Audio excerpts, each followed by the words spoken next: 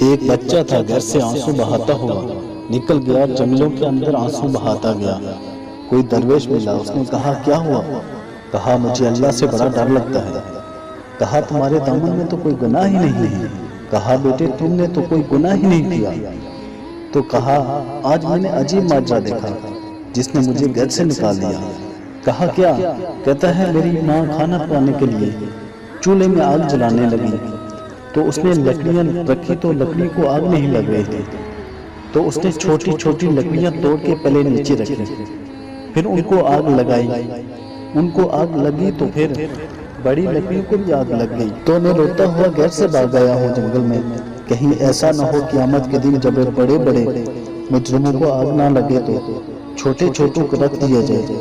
تو جب خوف سرات کرتا ہے تو یہاں عمر نہیں دیکھی جاتی، چھوٹے چھوٹے بھی اللہ سے ڈرنے لگتے ہیں۔ اللہ سب کو ہدایت دے، آمین۔